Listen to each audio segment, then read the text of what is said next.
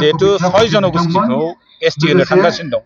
6 जनगोष्ठीखौ ST होनायखौ जोंना स्पष्ट भाबै जोङो खौसेथि बर' सुबुं आफादनिफ्राय हेंथा खालामदों जोङो कुनु जनगोष्ठीखौ आरो नैबेयाव सोनायखौ जों लुबैया आहमखौ सोनो नागिरदों आहमा मोस्ट एडभान्स आरो पपुलार मोनसे कमिउनिटि आरो बिथांमोनहा जिहेतु आसामखौनो 600 बोसोर राजत्व खालामदों चिफ मिनिस्टारा बिथांमोननिफ्रायनो जाबाय थायो एसेबां एडभान्स कमिउनिटिया जुदि जायोब्ला जोंनि बेसेबां खहा जागोन आरो माबा मरान मटक बेनि बादैबो कुच राजबंशी थाबाय 1990 मायथाइयाव जेब्ला कुच राजबंशीखौ 6 दाननि थाखाय ट्राइबेल होदोंमोन आसामाव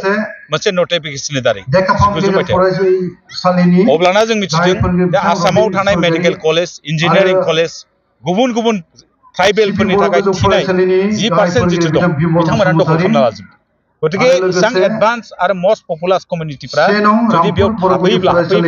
जोंनि थाखाय गोबां खहा जागोन होननानै जों बिथांमोनखौ बाजादों आरो स्टेट बेरियारनि जिथु खोथा मोनसे दं ट्राइबेल जोङो दिनै आसामनि ट्राइब किन्तु जों अरुणाचल ट्राइबेल नङा अरुणाचलनि ट्राइबेला आसामाव ट्राइबेल नङा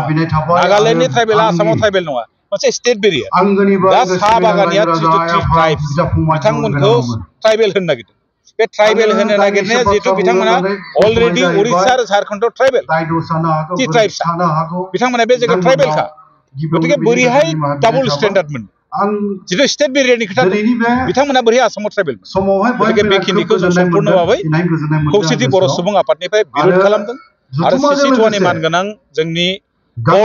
चिफ कोअर्डिनेटर आदित्य खाख्लारि बिथांमोना बारे बारे आक्रमण खालामनाय टारगेट खालामदों जों बुंदों गिनाङा जों दंफायो